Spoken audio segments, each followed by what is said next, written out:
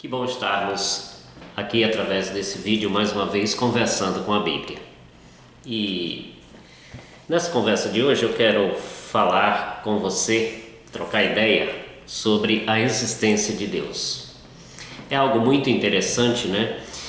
E que tem ocupado de certa forma a mente de muitos pensadores, a questão da existência de Deus. Sabemos que uns crê na existência de Deus e outros, como são chamados de ateus, né, não crê na existência de Deus, e aqueles como que mais no meio termo, né, são chamados de agnósticos, né, que nem afirma que Deus existe nem que não existe, mas simplesmente argumentam que não é possível comprovar ou aprovar a existência de Deus, ou também, caso contrário, a não existência.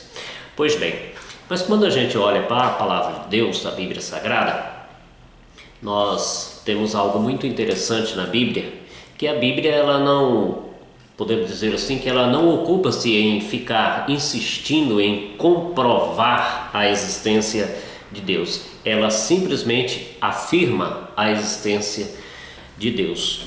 Como nós podemos ver isto claramente, né, no primeiro versículo, no primeiro capítulo e o primeiro livro da Bíblia, né? No Gênesis 1 ali, capítulo 1, versículo 1, né, diz: no princípio criou Deus os céus e a terra. A palavra de Deus afirma, né, que Deus existe, portanto, é o Criador de todas as coisas dos céus e da terra.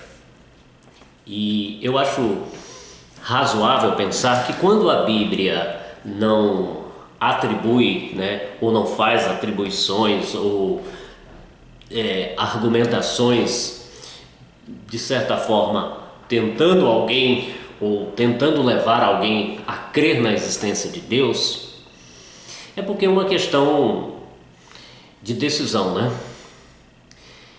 A Bíblia também diz, né, que os céus proclamam a glória de Deus, o universo, tudo manifestam a existência do Criador. Então, a crer ou não crer em Deus é uma questão de decisão, na minha opinião.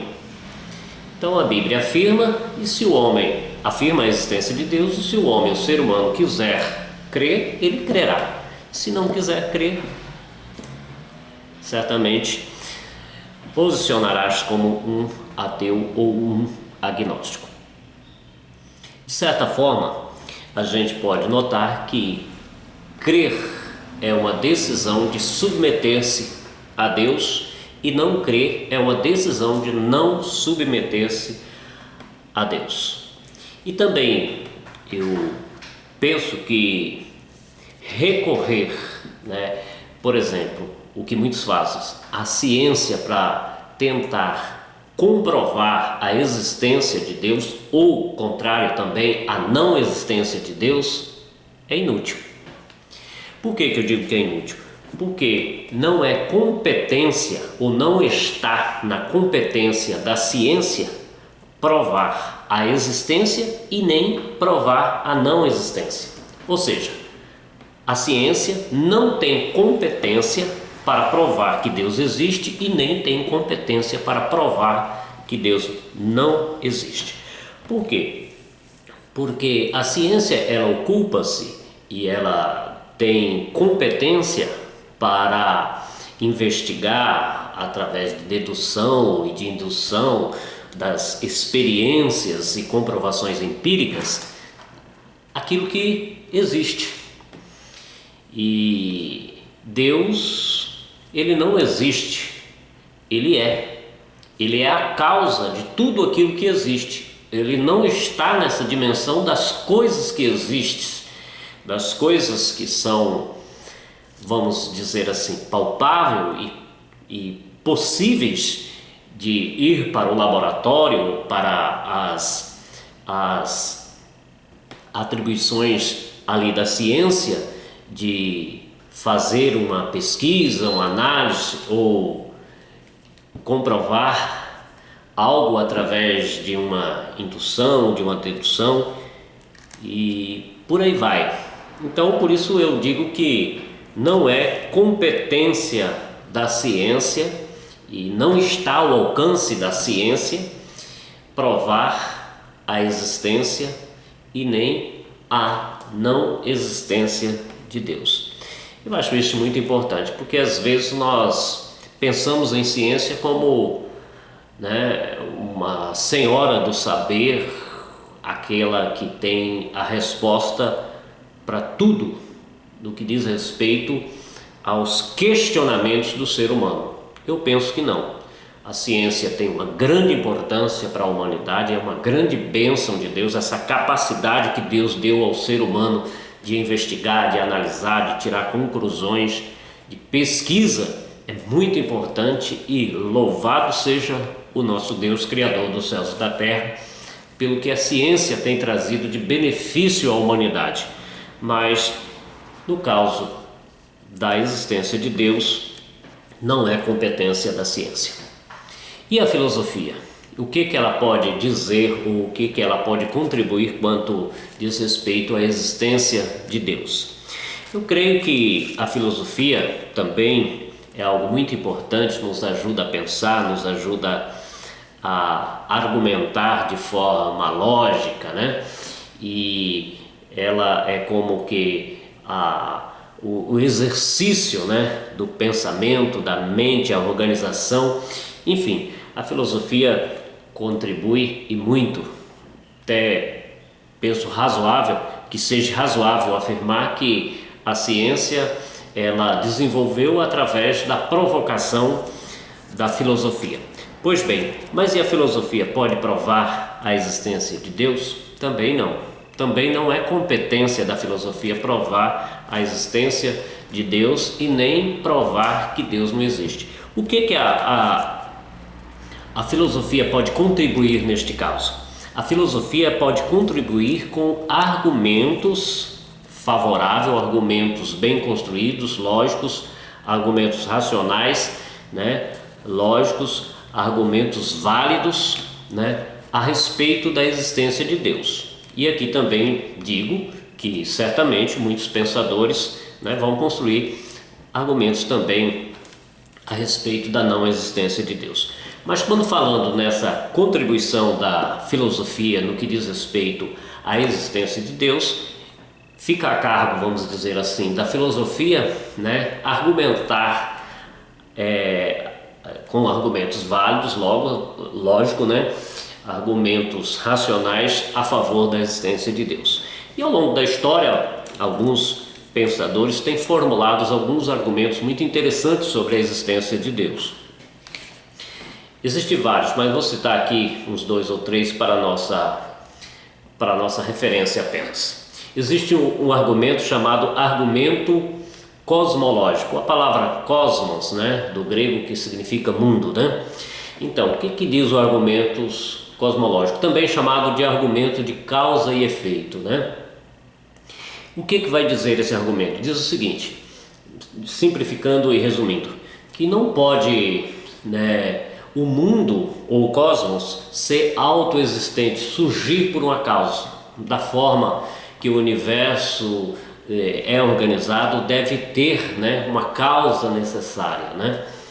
Então, vários filósofos utilizaram e trabalharam essa forma de argumento sobre a existência de Deus. E é muito interessante, né? Porque só pode haver um ser inteligente por trás de tudo isso. A forma, quando todo o sistema planetário, todo o universo, desde os micros aos macros, né, componentes do universo aí, tudo de forma organizada, não pode ser obra do acaso. Certa vez eu vi alguns argumentos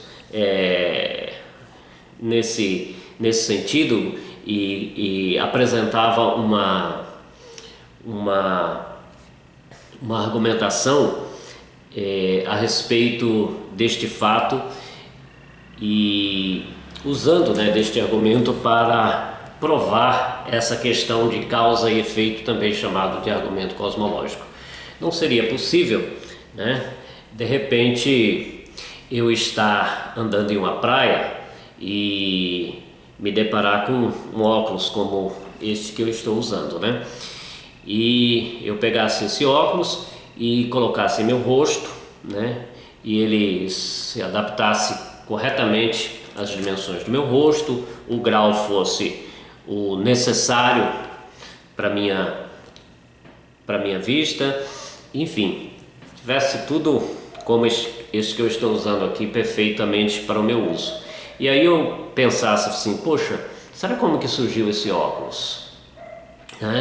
Deve ser que as ondas do oceano com os raios solares foram, movimentando, e de repente do petróleo surgiu o plástico para formar aqui a armação.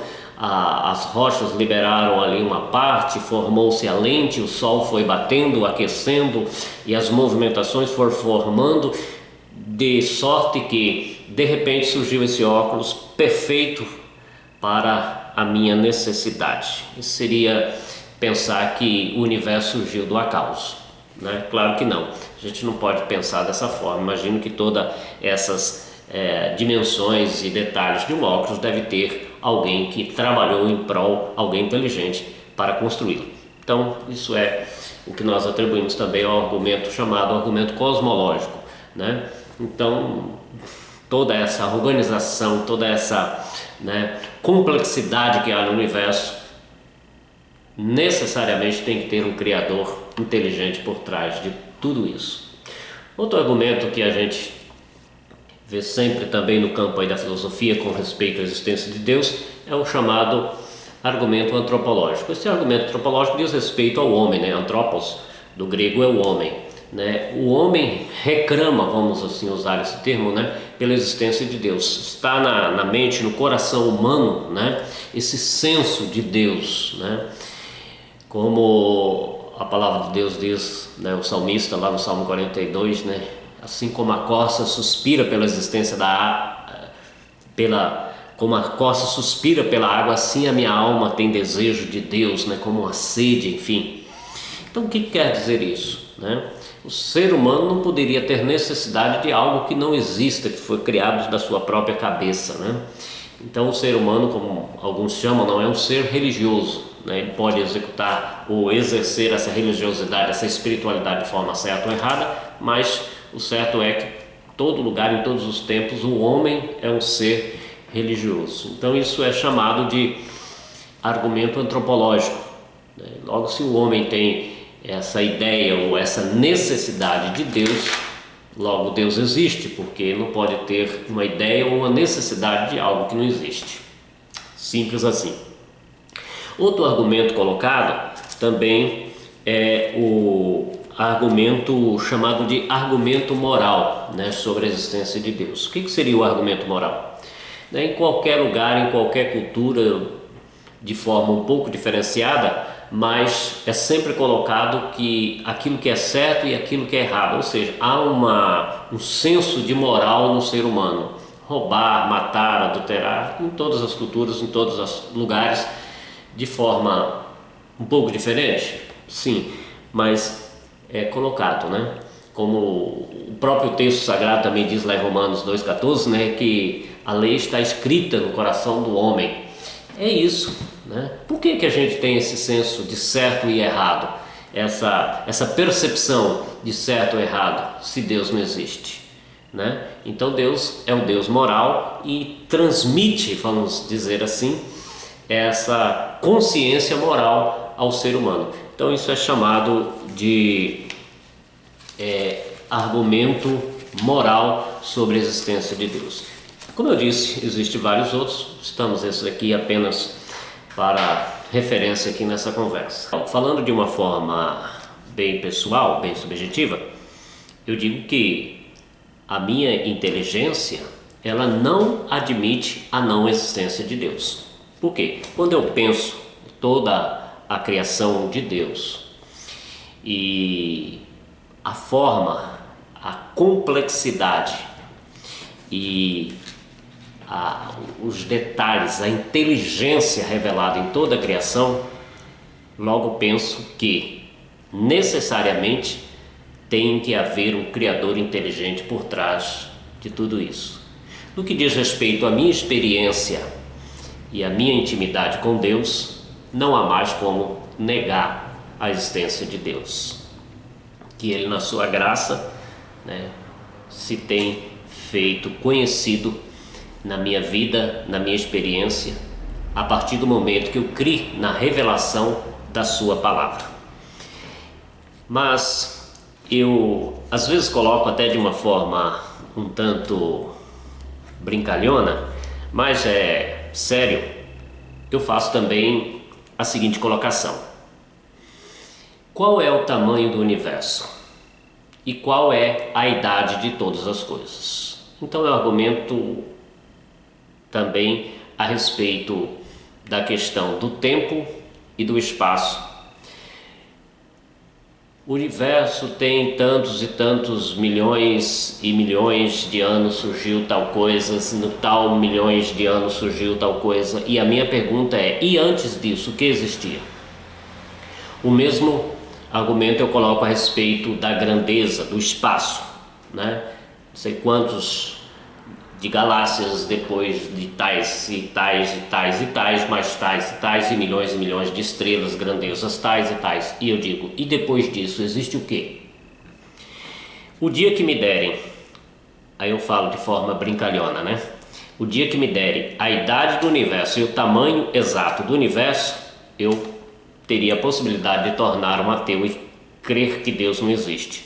Mas enquanto não sei a idade de todas as coisas, o antes do antes do antes e o depois do depois do depois, dizendo a respeito do espaço, eu creio que Deus existe e tenho convicção da sua existência, porque Ele é o princípio e é o fim de todas as coisas, como diz as Sagradas Escrituras. Questão do tempo e do espaço comprova para mim a existência de Deus. Enquanto não sabermos a idade de todas as coisas, o antes do antes, e também o tamanho de tudo que existe no universo, depois do depois do depois, temos que admitir que Deus existe e é a causa de todas as coisas. Ele é o princípio e Ele é o fim. Mas o certo é que a questão de admitir ou não a existência de Deus não é falta de possibilidade ou necessidade intelectual, não é uma falta intelectual, não é uma falta de vocação religiosa que alguns têm e outros não têm. A questão é que admitir ou não a existência de Deus é uma questão de fé, e fé é uma questão de submissão, né? E incredulidade é uma questão de insubmissão a Deus. Então, a questão da existência ou não de Deus é uma questão do coração humano, ou de admitir, né, a existência ou não de Deus. A palavra de Deus em Hebreus capítulo 3, versículo 12, nos diz o seguinte: tende cuidado, irmãos, de jamais aconteça de haver em qualquer de vós coração perverso de incredulidade que afaste do Deus vivo. Então, fé é uma questão de submissão, incredulidade é uma questão de perversidade do ser humano. Portanto, a Bíblia apresenta Deus. No princípio criou Deus os céus e a terra. Apresenta a existência de Deus, mas não se preocupa em apresentar, né, argumentos, provas quanto à existência de Deus, porque aquele que crê, crerá que Deus existe, e aquele que é incrédulo não crerá na existência de Deus. É decisão do coração humano, crer ou não crer em Deus. Então essa foi a conversa com a Bíblia de hoje. Foi bom estar com você neste bate-papo aqui. Até a próxima vez.